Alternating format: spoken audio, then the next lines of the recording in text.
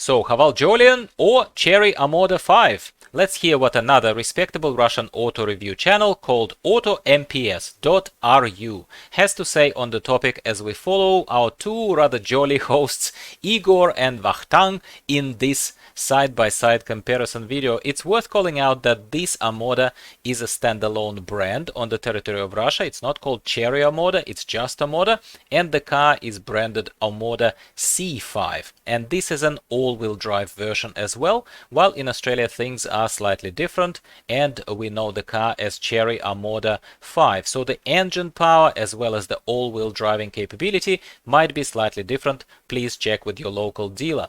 So in this quite fun video format, both hosts basically play the role kind of representative of their own car in a playful, rather competitive way, where Igor he's here kind of speaks for Omoda C5, trying to fairly prove that Omoda is better, basically, while Vakhtang here speaks for Haval Jolion, also rather competitively, but fairly pointing out where Jolion can be better. So let's start with the specs comparison that you can see on the screen. You see the technical specifications, size, dimensions, everything, and the price for both vehicles on the territory of Russia. And I will also overlay here a little bit the price for both vehicles, at least the starting models in Australia, for your reference. Vakhtang points out that Jolion is a bit cheaper, while there is every imaginable feature still embedded in it and option included in this stated price, at least on the screen. They talk about the looks of the cars, starting with Jolion, and that according to them looks like amalgamation of many different car brands. There are bits of BMW that they're recognizing here, like BMW X1, I think, if I'm not mistaken, they mentioned. Whether you like the look of Haval Jolion or not, it is obviously in the eye of the beholder. Omoda C5 here doesn't look like anything that any of us would be familiar with. Definitely a very, very unique design, if it is your thing, of course. The car is a bit more expensive on the territory of Russia when compared to Jolion, but once again, for us in Australia and wherever else you're watching this from, I have some viewers from South Africa and other places, this might be irrelevant as every market and pricing structures are unique and very dependent on the leadership network and local import taxes. Now, on the road, let's take a look at the interior and listen to our hosts about how they think the cars drive as they exchange their kind of experiences here and impressions. So Vakhtang here feels quite pleased with how Haval Jolion drives, apparently looks and feels in terms of materials and everything else on the inside. Again, very subjective, I suppose, and this is where Igor disagrees and says that while Jolion might have been a head turner when it just appeared on the market, then when Omoda entered the market, it certainly took over as a much more unique and interesting looking outside and inside. Igor obviously drove both cars too, and he says that right now he still thinks that Omoda is much more pleasant to drive. It's important to point out that this is said from the perspective of a single driver. We are not talking here about the scenario of how each car would feel when you have 4 passengers and a full boot of staff on the road. Igor says here that the negative bits of Omoda are mainly in the small screens, the instruments panel and the infotainment screens. There are 2 of those here embedded, 10-inch displays, while Jolion has a central 12-inch screen that might not be on each model of Jolion, especially not in Australia. So please take this with a small grain of salt, dear viewers. Also, ergonomics is apparently not that amazing in Omoda, specifically when it comes to the fact that an averagely sized person, according to him, still feels that the dash in front of him and the steering wheel are placed a bit too high in front of the driver, even though steering wheel is tiltable and is telescopically adjustable, but it's still somehow not that comfortable in that regard. A rear view mirror also is not that convenient, according to him too, as according to him, to Igor, it is placed in a weird way where you are not focused on just the road behind the car, but instead somehow it is angled in such a way that it shows to you a lot of interior of the car and the rear seat and potential passengers sitting there like your kids or whatever, rather than once again focusing on what's behind you. And that is on top of already a rather small window in the rear tailgate. So that's not the greatest thing ever. He talks about the very prominent, and everyone talks about them, I spoke about them, awesome phone chargers and placement where you can throw your phone here on the central panel. Air-conditioned front seats and a small sunroof. It's not a panoramic sunroof, at least not in their version of Omoda C5. And I can't remember what's it like in our local Chery OMODA 5 version here in Australia. I need to go take a look, and you can beat me to it and go to your dealership and take a look if that is important to you. Jolion has a heads-up display. But as I've spoken about heads-up display feature when I reviewed Haval H6 GT recently, it has also a similar heads-up display, which I personally found rather useless on a busy road and during bright sunlight. You can barely see it, basically. I think it's just a gimmick. I honestly think it's a gimmick. Omoda also has electric adjustment of the driver's side seat. And as a side note here, completely a side note as we talk about interior, Igor also points out that while the size of the engine is comparable for both vehicles, the fuel consumption is noticeably lower in Omoda, and according to him, his theory is it is because it's simply a newer generation vehicle and a newer generation engine, which simply is more efficient, and that's that. Now, they compare the engine power. At first, they start with just simply driving side by side, communicating on the radio, counting down 3, 2, 1, and then flooring it basically and seeing what the cars do. So according to Igor, Omoda C5 takes a very slow start, but like kind of slow revving up, but once it revs up, it overtakes Jolion with no issues, as we can see here side by side, quite well shown to us. It shows definitely much better performance overall. And that was first attempted in the normal mode, then they changed to sport mode while talking about it as well as they do it. And once again, we're seeing a similar slow speed up on Omoda side, where Jolion sort of picks up speed faster at first. It seems that way anyway. But then Jolion slows down considerably, and Omoda is just taking over, no problem, just charges ahead. Vakhtang says that the main problem with Jolion here is that once it's fully revved up and the accelerator pedal is in the floor, and the car just reaches a certain speed, kind of just revs up to that speed, it sort of stays there, leaving you as a driver feeling that that's it and you can't do anything from there.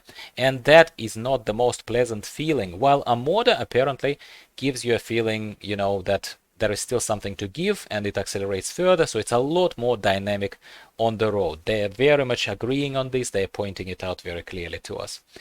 Not that either of these cars are for racing for racing other cars. I think it's just for funsies here, and I didn't mind it, to be honest. Now they transition to acceleration from 0 to 100 kilometers, where Omoda C5 specifications apparently say that 0 to 100 should be reached in about 8.6 seconds. And Igor here in sports mode at first floors it and reaches 100 in 8.8 seconds, and that's apparently up the slight hill, and 8.2 seconds downhill performance. So it's almost better than the stated numbers, and he's very surprised and impressed by it. He talks about it really sort of in an excited kind of tone, talking about that's pretty awesome for a small SUV that's not a race car. Jolion is put through a similar test with the spec saying that 0 to 100 should be reached in 9.8 seconds. And we have the same driver, same road. It reached the uphill point in 11.9 seconds and 11.1 seconds downhill. So it's a sluggish car. Let's not pretend, let's not sort of dance around it. Jolion is definitely not a race car. Now they are sitting in the rear seats and talking about them. Jolion has plenty of space at the back. Both hosts agree on that, have a little nice chat here, friendly chat about, you know, how it's almost unexpected for a car, for a small SUV of this kind of size, but wheelbase of Jolion is almost 7 centimeters longer than Omoda, which is quite a lot, I'm sure you would agree. In Omoda C5, and I'm sure Omoda 5 is, Chery OMODA 5 here in Australia is identical because it's just the back seat we're talking about, it's much smaller. It's obvious to us. The wheelbase is shorter, roof is a bit more slopey towards the back, and we can see that both guys are quite squished. And, you know, that is even without someone particularly large sitting in front and perhaps adjusting their front seat, front passenger or front driver's seat accordingly. Then I bet there would be nothing left at the back there. Vakhtang even tries here to compliment Omoda for feeling cozy, that they both laugh at, and I would too, but Jolion clearly wins here in terms of the space for your family or any other passengers who you would place in the back, on the back seat. Now they are transitioning towards the little chat about the boot of both vehicles. Omoda C5 has electric powered boot, button operated, and the door, the tailgate opens much higher, which Igor is now praising as very practical, that you will not hit the top of that raised door with your head even if you're slightly taller. While Vakhtang says that Jolion designers are probably geniuses from GWM who simply expect you to be bending over a little bit as you're carrying some heavy load, and perhaps that's how they were planning that you are not going to hit the slightly lower raised tailgate, which is obviously a joke of him trying to win a point for Jolion. Let's giggle here and move on. The size of the boot itself is similar for both cars. Jolion's is like 1 centimeter taller in terms of the height of the boot volume measure and like 3 centimeters deeper. But Igor is trying to push for a draw on this point for both cars because slightly larger Jolion's boot is compensated negatively by having a less convenient boot door and some other sort of just slightly more protruding wheel arches here on the sides that they showed briefly to us. The guys are now checking the clearance for both cars for their, I suppose, rudimentary stated off-roading capabilities. They use a tire for both cars to check if the car can pass over a tire without touching or moving it. I think that's a very simplistic but pretty cool test. As we can see here, Omoda 5 touched the tire but passed it over with no problem, practically demonstrating that all the lower elements of the engine and suspension potentially are tucked in nicely enough, which would give the owner some hope that they will not hit anything if they decided to take Omoda C5 off the beaten path, especially as this is an all-wheel drive model. Once again, because mechanics of these kind of productions are usually very, very similar, I can imagine that Australian Chery OMODA is pretty much the same, but I cannot guarantee that, obviously.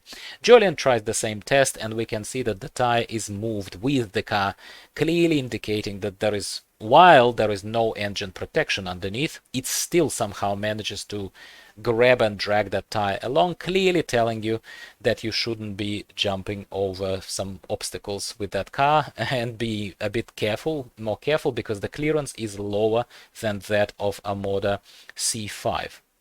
Now, they are doing that diagonal hanging of the car on only 2 suspension points, 2 wheels here, to check, believe it or not, for not the off-road capabilities, of course, that would be laughable, but more for the structure. So as the car is a bit stretched, so to speak, and the pressure is applied to 2 opposite diagonal points of the car structure, they will be opening and closing the tailgate and the doors of the car to see if there are any noticeable visible gaps on either sides of the doors, for example, emerging as the car is a bit like that, stretched, kind of skewed a tiny bit.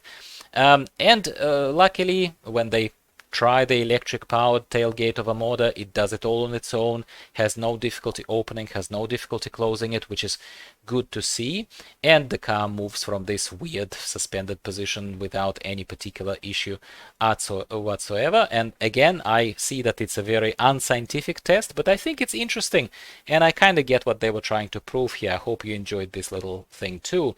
They tried the same test for Jolion, which has only manual tailgate, no automatically powered tailgate, but the test is the same. Vakhtang opens all doors, also no problems that I can see, but apparently a slightly larger gap was noticed close to the right-hand tail light. He pointed it out for us, but no real issues closing the doors. So the structure is also rather solid of the vehicle. They try to move the cars from this awkward position, drive off, which they succeed on in both cases, but that absolutely is not pretending to be anywhere close to a real off-road test. This is kind of just for little high-level entertainment and insight.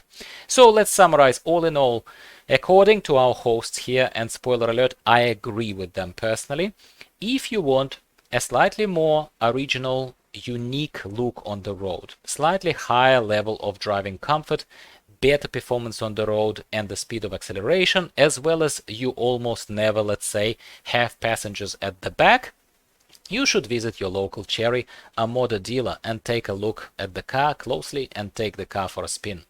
If you, however, want a slightly cheaper vehicle, check your local pricing though, of course. That looks still rather good, subjective opinion, I know, but has more interior space, a lot more interior space, especially at the back, slightly larger boot. And if you don't care about more sluggish performance on the road, as you are not planning to race anyone, maybe Haval Jolion is a better option for you. From my personal experience of owning Haval H6 and having driven Haval Jolion in Australia, I will add a point of my own favorite topic of invasive electronic emergency lane keeping systems that I need to continue raising awareness on. For those of you who can get swayed by the looks, you do not know about this, but I need to point it out to you.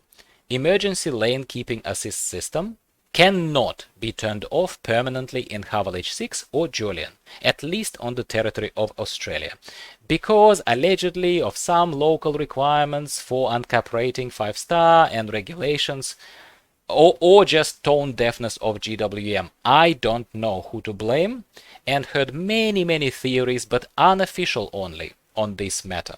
It annoys me, it's invasive, it doesn't help driving. I don't know also if Chery OMODA has the same problem, but our MG ZST doesn't. So there is hope that Chery Australia is better than Great Wall Motor in that particular regard. So do check this bit for yourselves before buying either car. And that would be a lot more localized advice for you, especially if you're in Australia. I heard that owners of Haval H6, potentially Jolion from South Africa, don't have that problem because the country is smarter about these regulations, presumably. So do check this, because that could be a deal breaker for you, because it is very annoying. It grinds you after a while. It annoys you after a while that ELK system cannot be turned off. You need to be aware of this before making your decision.